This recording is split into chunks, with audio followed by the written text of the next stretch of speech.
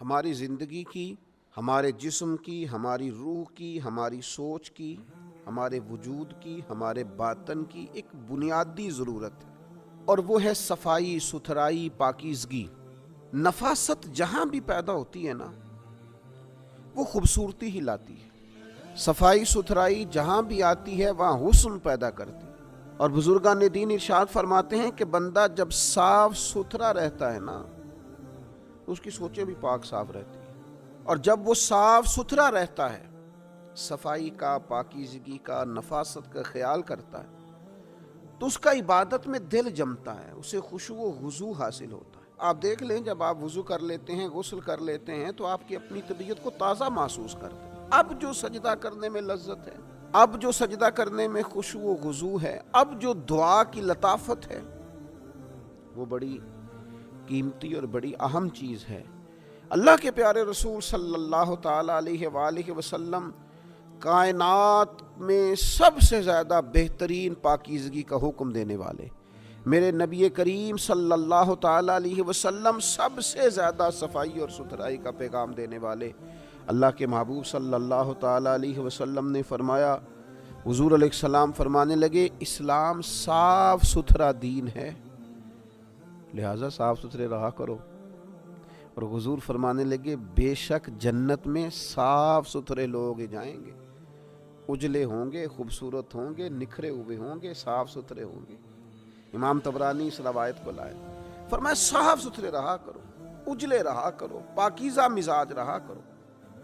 ایک ہے قیمتی کپڑوں کا استعمال کرنا، ایک ہے صاف ستھرے لباس کا استعمال کرنا۔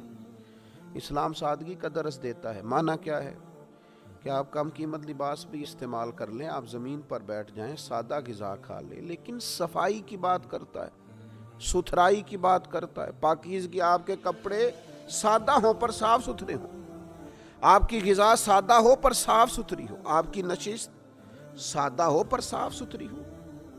پاکیزگی اور سادگی دو بڑی خوبصورت چیزیں ہیں، لیکن سادگی کا مطلب یہ تھوڑی ہے کہ معاذ اللہ کسی کے بال بے سلیقہ بڑے ہوئے ہوں، کسی کا لباس جو ہے وہ ڈھب اور سلیقے کا نہ ہو، اٹھنا بیٹھنا ہی ٹھیک نہ ہو، نشست و برخاست میں وہ، یہ سادگی نہیں ہے، یہ تو نادانی ہے۔ لہٰذا اسلام صفائی کی بات کرتا ہے، سادگی کی بات کرتا ہے۔ اپنے ماحول کو صاف رکھیں، اپنے مزاج۔ آج دیکھیے کیسے ماحولیاتی آلودگی کی بات کی جاتی ہے۔ آپ غور فرمائیں کہ جب یہ کہا جاتا ہے کہ پنجاب میں یا فلاں جگہ پر آلودگی کے مسائل ہیں، صفائی ستھرائی کا مسئلہ ہے، تو کیا یہ سوالیہ نشان نہیں ہے کہ ہمارے مزاجوں کو کتنا صاف ستھرا ہونا چاہیے تھا؟ اور جہاں مسلمان رہتے ہوں، جہاں وہ لوگ رہتے ہوں جو رسول رحمت علیہ السلام کے غلام ہیں، تو وہاں تو سوچیں تک صاف ہوتی ہیں، وہاں تو نظریات تک بڑے اجلے ہوتے ہیں۔ تو جہاں اتنے اجلے لوگ رہتے ہوں وہاں ماحول بھی تو اجلا ہونا چاہیے۔ تو بجائے اس کے کہ ہم اپنی کمزوریاں دوسروں پہ ڈالیں، کبھی کسی کی غلطی ڈھونڈتے پھریں، کبھی کسی کا قصور ڈھونڈتے پھریں، تو ایک ایک فرد سے شروع کیا جائے۔ ایک ایک آدمی وہ محسوس کرے کہ مجھے کسی جگہ کچرا نہیں پھینکنا، مجھے کسی جگہ غلاظت نہیں پھینکنی، مجھے اپنے ماحول میں پاکیزگی لانی ہے۔ اس کو سٹارٹ کریں۔ ایک ایک شخص کے عمل کرنے سے انقلاب آتا ہے، ایک ایک شخص کے احتیاط کرنے سے لوگ سیکھتے ہیں۔ اللہ تعالی ہمیں سمجھنے کی توفیق عطا فرمائے۔